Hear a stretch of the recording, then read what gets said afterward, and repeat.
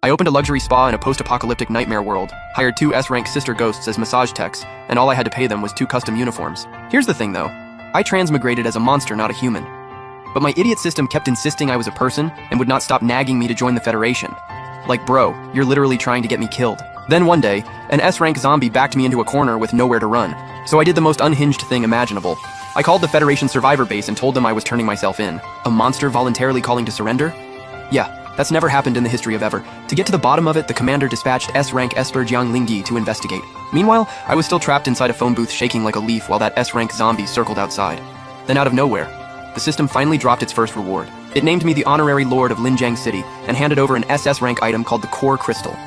The second I used it, my level shot straight up to SS rank. The sheer pressure radiating off me was so intense that even the mindless S-rank zombie froze up in fear. You dumb little zombie, you chased me all this time, now it's my turn. But before I could even make a move, the system pulled another stunt. Detected a Esper with strong human-like traits nearby. Please recruit immediately. I cannot with this system, man. This thing is clearly a zombie and you're out here calling it human-like? Whatever. The system said jump, so I jump. After a solid round of tough love and convincing, I successfully recruited the S-rank zombie as my first subordinate. But the system still complained my crew was too small for a city lord, so it rewarded me with a spa center and told me to rebuild human civilization, starting with bath culture. Sure, why not?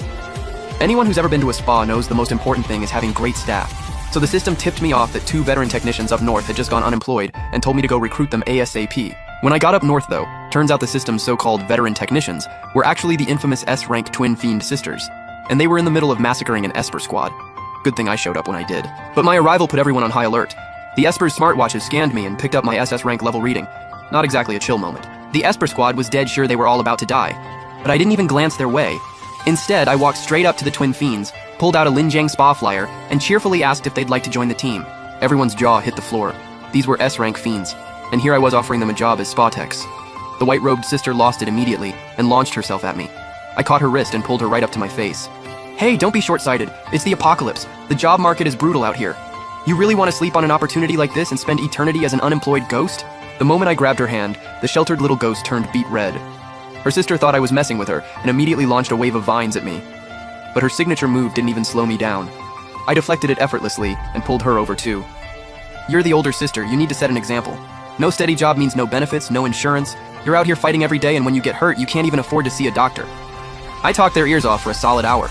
By the end of it, the twin fiend sisters were fully convinced and agreed to become official spa technicians. They reluctantly changed into the custom technician uniforms the system had tailor-made just for them. Since they were brand new to the job, I knew they'd need some onboarding.